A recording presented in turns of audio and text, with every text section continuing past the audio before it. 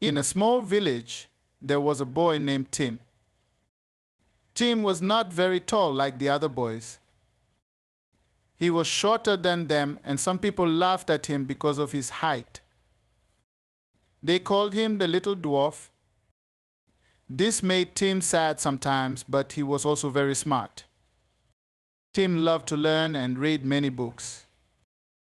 At school, Tim's teacher, Miss Anna, and the principal, Joe, saw how smart he was. They didn't care that Tim was short. They loved how he always answered questions and helped others. When the other children didn't understand something, Tim would explain it to them in a way that was easy to understand. One day, the teacher gave the class a big puzzle. The other children found it hard, but Tim looked at it carefully. He thought and thought. Then, with a big smile, Tim solved the puzzle. The teacher was very happy, and Joe clapped his hands. But some of the kids still teased Tim. They would say, "You are small, you can't do what we do." Tim just smiled at them. He knew something very special. Tim knew something very special. He knew that being smart was more important than being tall. He didn't let the mean words make him sad. Instead, he kept working hard at school. One day, there was a big event at the school. It was a race, and all the children were excited. The other boys laughed at Tim and said, "You're too small to win the race," but Tim wasn't worried. He wasn't the fastest runner, but he knew the race wasn't just about speed. It was also about being clever. When the race started, all the children ran very fast. Tim ran too, but he didn't try to go too fast. He watched the path carefully and saw that there were some rocks and puddles ahead. The other children didn't notice, and they slipped on the rocks and fell in the puddles. But Tim slowed down, went around the rocks, and jumped over the puddles. Soon he was ahead of everyone. The children who had laughed at him were surprised. They couldn't believe it.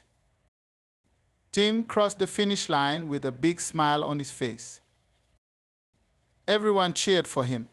Even the children who had teased him clapped and said, "Tim, you are so smart. We were wrong to laugh at you." Joe gave Tim a big trophy and said, "This shows everyone that it's not about how tall or strong you are. What matters most is how you use your brain and your heart." Tim knew this was just the beginning. After winning the race, he became even more confident. He still heard some kids tease him from time to time, but most of them had started to respect him. They saw that he wasn't just a small boy. He was smart and brave too. One day, something special happened at the school. Joe came into the classroom with a serious look on his face. "Children," he said, "we are going to have a big contest soon. It's not a race, but a contest of the mind. Every school in the village will join, and we need the smartest student to represent us."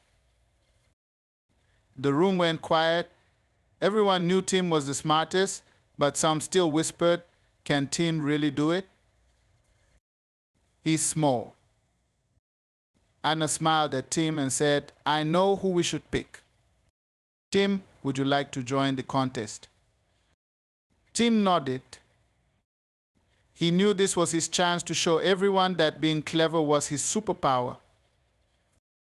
He didn't need to be tall or strong. He just needed to believe in himself. The contest day came quickly. Tim was nervous, but he remembered all the kind words from Anna and Joe. He walked into the big room where many other kids from different schools were sitting. They looked big and strong, but Tim didn't let that scare him. The first challenge was a math puzzle. Tim loved math. He quickly solved the problem, and was the first one to raise his hand. The teacher in charge smiled and said, "Correct." The next challenge was even harder. It was a riddle. The other kids were scratching their heads, trying to figure it out. But Tim thought carefully like he always did. Slowly he smiled and wrote down the answer. The judges were amazed. "You did it again, Tim," they said. But the contest wasn't over yet.